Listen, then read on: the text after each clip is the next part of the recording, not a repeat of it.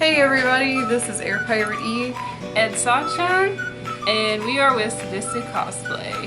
And welcome to Cosplay 101! So we're going to go over the basics of cosplay in this video. In future videos, we are going to go into more depth into each different subject. So this is just the basics overall. First and foremost, I can't stress enough the importance of comfortable footwear. If at all possible, get comfortable footwear for your cosplays, and I really recommend also getting insoles for your shoes. Yeah. If you have to wear heels for a particular character, I also highly recommend bringing some flats to change into. You will hate yourself if you don't.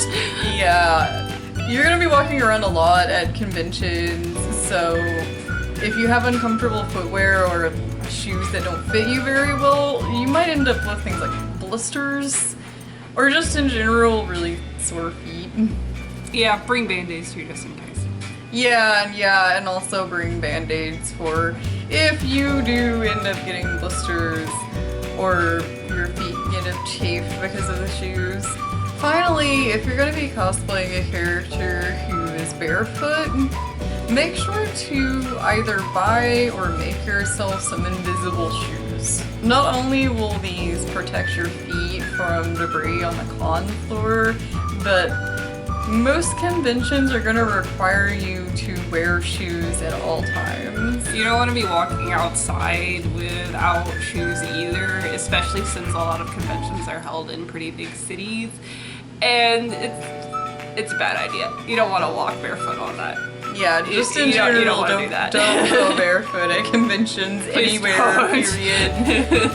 I'm going to link a couple of good tutorials in the description below of how to make your own invisible shoes. So wig care, specifically long wigs. If you're wearing a long wig to a convention, no matter what you do, it's gonna tangle. It's just gonna happen. We recommend that you bring a wide-toothed comb with you so that when you're like resting or you know whatever, like you have a moment, you can fix your wig and make sure that it doesn't end up a hot mess at the end of the convention. Wash your wigs. Your wigs will need to be washed occasionally. You can use regular shampoo. They do make wig shampoo. You can also use regular conditioner to make it nice, soft, and pretty. So make sure, especially if you go to a con where it is very hot, you're going to sweat a lot under your wig and your wig gonna get nasty. So wash your wig. If you go to a hot convention, wash your wigs right after, as soon as you get home. And just in general, wash your wigs once in a while, like every few cons or so, because even if it isn't a hot convention, then, especially if it's a thick wig, you're going to end up sweating. Now, selecting your wig, that's kind of important. So you want to make sure that you are getting high quality heat resistant fibers. That's just going to be your best bet. If you try to find the cheap like Party City wig, it's gonna look terrible. It's gonna tangle. It's gonna tangle. Nobody's business. Not gonna last very long. It's just like if you're going to cosplay, especially if you're going to cosplay this particular character a lot, it is worthwhile to invest in a good wig. Now, you want to make sure, like, if you're buying your wig on eBay, check any review sites. Cosplay.com has a big old, forum thread about good reputable sellers on eBay. Other sites, maybe somewhere on Facebook, I'm not sure, might have a list of people that are good to buy from. Ask your friends if they cosplay. This is my Sailor Venus wig, as you can tell. I will bring it out, but this is a good example of how I store my long wigs. If you have somewhere to hang your long wigs from, awesome. If you don't, like me, I don't have a lot of space. Just keeping the netting and keeping the wig bag is going to make your life a lot easier. It is going to keep your long wigs from getting tangled as all hell. Getting caught on the net. Nothing but net. Oh my god. That was so cheesy. That's another good way to store your long wigs, is to braid them. Like, he might look a little rough, but it's not bad. It's not bad. I haven't worn this wig in like a year, so it's a little bit like rough, but yeah, another way to store your long wigs is you can braid them. When you are looking for a good wig, you want to look for very like close wefting. As you can see on here, it's very thick and very close together. So that's how you know that it's a good wig. And especially with a long wig, you don't want it getting all thin, scraggly looking. And since I have dark hair naturally, it's really important that I get a thick wig, especially if I'm gonna get a light colored wig, because it'll cover up my dark hair better. Say you're just like, man, I'm not feeling wearing a wig, I can just use my real hair, it looks enough like the character. Fair enough. You know, if you do have the right hair for it, you know, go for it. But again, like I said earlier, if you're gonna be cosplaying this character a lot, and like say like the character like has really long hair and you're like, oh, I want to cut my hair short, but I have to cosplay this character. Well, you don't have to worry about that because you have a wig. Another thing about getting a wig for a character is that it's just going to be thicker than your real hair. And typically it's also easier to work with. Styling for a wig is going to be much more permanent than styling your real hair. I actually dye and cut my hair for my Levi cosplay. And you know, I actually like this hairstyle, so I'm okay with keeping it and maintaining my hair, but it is a pain in the ass. I really do recommend actually buying a wig for your characters so that you don't have to go through the maintenance of continuously dyeing and cutting your hair, especially since dyeing your hair repetitively is going to be really bad for it. Do not use spray dye, for the love of God. It will get everywhere. It'll get on your costumes. It'll get on other people's shit. Do not. It rubs off. Do not use it. It's horrible. Next is wig styling. Again, it's not necessary per se to style your wigs, but it is going to make your cosplay look more polished. You can buy pre-styled wigs, but typically they're still going to need to have the bangs cut because they usually come down to about the end of my nose. Yeah, I always like, I have a longer face, but like it's still like, it's like right here, it's in my freaking eyeballs, And so. it's just gonna stab you in the eye, Yeah. so it's painful.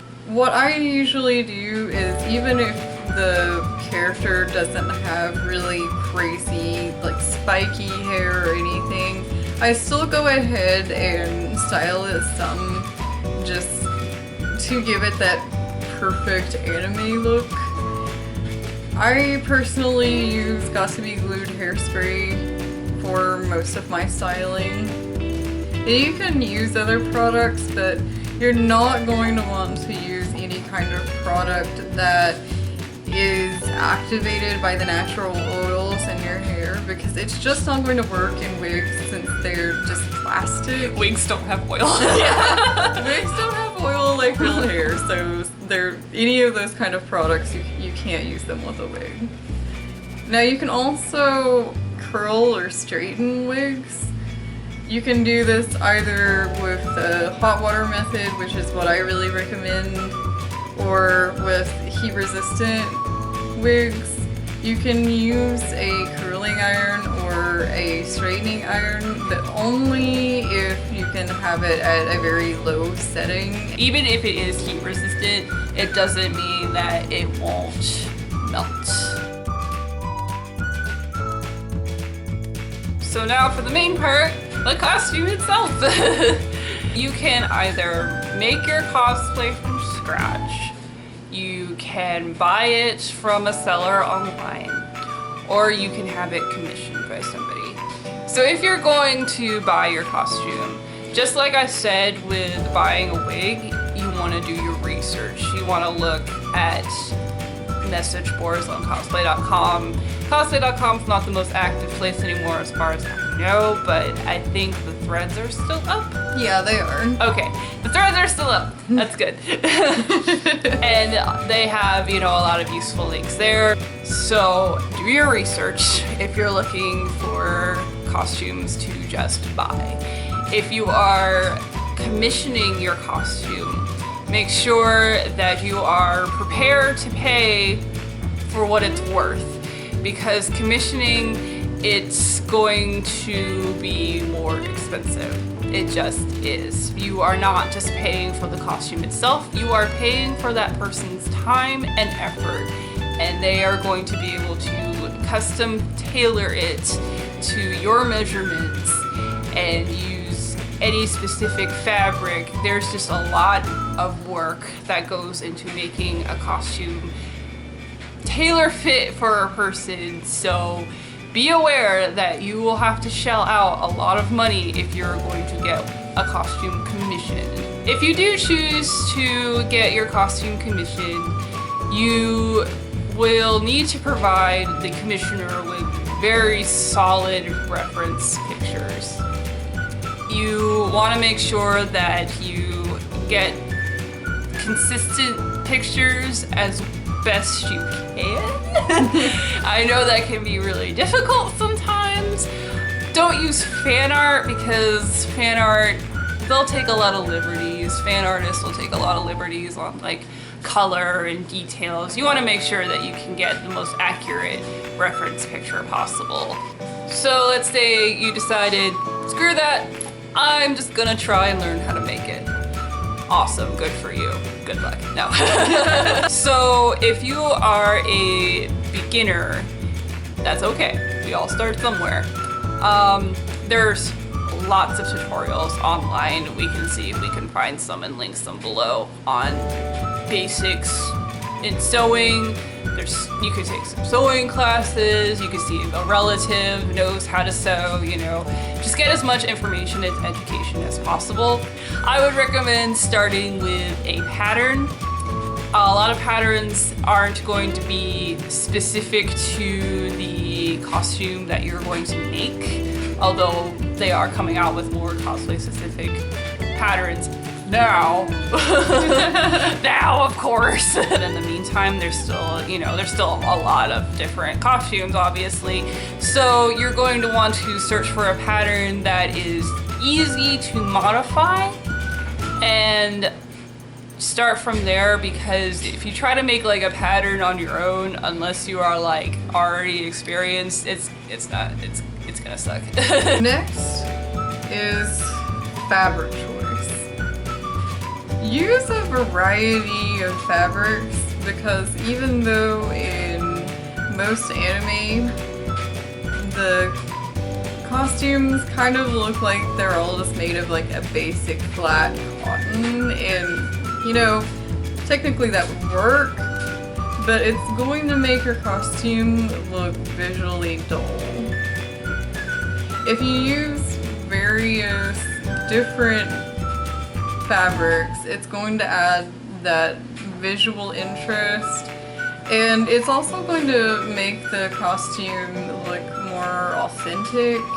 I use twill a lot, and I mostly used it in my military style costumes like Levi from Attack on Titan or Olivia from Fullmetal Alchemist Brotherhood. If you're doing this from a 2D series, you know, anime or cartoon, you have to keep in mind that it's not going to look very good if you just use like everything that just looks very like flat, like two-dimensional, because it has to translate into real life.